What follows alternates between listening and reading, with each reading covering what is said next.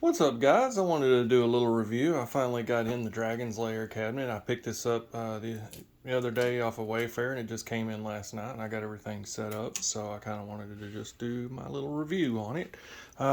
First thing, let's go over the form factor. It looks really nice, and I appreciate Arcade One Up for really sticking it out and trying to get this little backlight done here, because they originally said they were going to try to use cell phones, and I wasn't too keen on that. So it kind of really made me kind of skip this to begin with. And I just didn't pay attention to when they said they were actually going to try to do that. So I'm actually glad to find out that they kept that with the back screen. As far as everything else goes, I feel like it's a little short. So what I did with this unit and my Centipede is on Amazon you can get these little furniture feet, metal furniture feet for like $10 is what I paid for them, something like that. And just put them on the base of the riser, and it raised it up. I'm 6'4", so it was 5.3 inches. It raised it up, and it's just perfect. So the side art on the unit is really good. I mean, I really like how it sticks to the original. The Marquee is really good. This is another knock it out of the park as far as the lighting goes. I do feel like it is a little grainy, like some of the other reviews have been saying. But I still think it looks really good, and it doesn't detract too much from the look and feel. I think it's one of the best looking cabs that Arcade One Up has ever made. I just like the originality and everything of this cab, even in the old days, how cool it looked.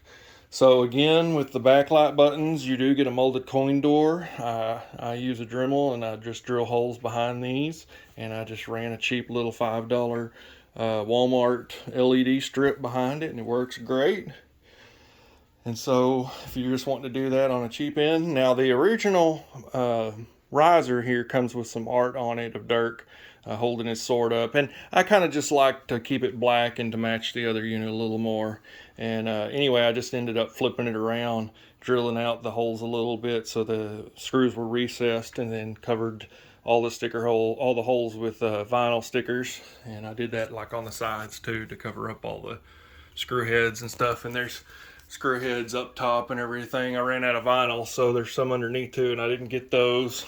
But anyway, another thing that I added is I always put these little strips, and you can get these at AutoZone. It's just like car door strips for your car, and I get the clear ones. You get like 18 feet for $13 or something. So let's get into the main meat and potatoes is the game here. And I also use, this comes with a headphone thing. So last night when I got it done, it didn't want to wake my kid up, so I was using my headphones. But I mean, the Marquee, I'm sorry, not the Marquee, but the LCD is a what do they call that, a BOE monitor, and it looks fantastic. You can see from any angle. The sound is really good. Well, it just went back out of the thing. I turned the volume up a little bit. So you get 3 main games. You get Dragon's Lair 2, and Space Ace. They all have options. You can go in and you can change how many lives you want. And I've got unlimited, difficulty easy. This is actually the first time I'm actually playing this, as we did not have these arcades around when I was a kid in any of my local arcades. So I never got a chance to actually check these out.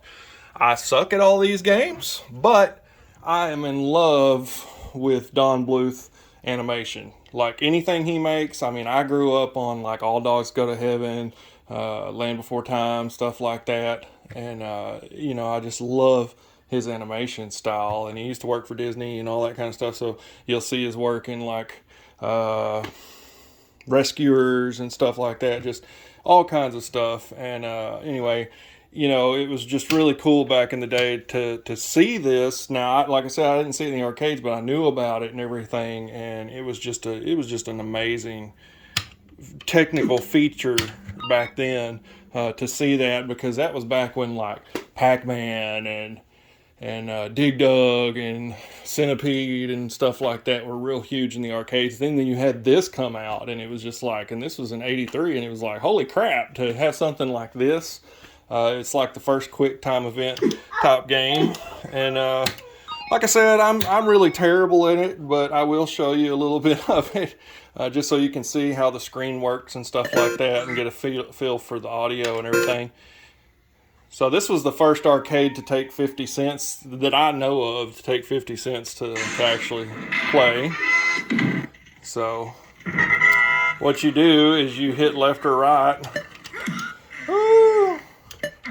and try to match with what's going on the screen. If you mess up, it kills you, and then it sends you to like another area in the game where you get to try again. And like I said, I'm not very good. I don't know the times, but you can see how the scoreboard works up here and just how clear the animation is. It looks really good. Now, I have heard that there are some issues with some of the sound in the game and stuff like that, like some of the sound being off. I don't think it deters, for me personally, I don't think it deters too much from the gameplay and everything. I still think it plays pretty spot on. Now, like I said, I didn't play the originals. I don't want to tell people like that did that this is perfect. I don't think it is. But as a casual player and somebody that's always wanted to play these games, you can play them cheaper, you know, like on your PlayStation and stuff like that. I think they're like on PS3, PS4, something like that. I think you can download them, and Xbox and all that. I'm not really sure, but you can check them out, and PC and stuff like that. So I don't think they're perfect ports that everybody wishes they were, but I think for what it is and the quality of the screen and just the gameplay and stuff like that, I think it's pretty awesome. Do I think it's worth, I think this was $6.50 is what I paid for this. Do I think it's worth that? I think for the form factor, the BOE screen, the fact that this is original and looks so good, and there's not another cabinet out that has this particular look and everything, I think it is. Because to me, it's a real cool showpiece to have and everything. And like I said, I'm a casual player, and I love Don Bluth. If I didn't love Don Bluth so much in this animation style, I probably would have passed on this cab. So I really feel like you have to love him or really, really love the game and be a huge fan of the series and everything in order to pick this up. If you're just a casual player and you're wanting something cool in the arcade to look at and stuff like that, again, you might pick this up. But, you know, if you're more into like Street Fighter and those kinds of games, and you're wanting something else to play along those lines, this might not really be for you. But what's up, dude? But I personally feel that it was worth the money for me because, like I said, I love Don Bluth so much. So anyway, those are my thoughts, and you know, I don't think I'll be doing much modding else to it. I was thinking about making these square like the originals, but I'm fine with the circle speakers as well. And yeah, that's pretty much it, guys. Thanks so much. All right, bye.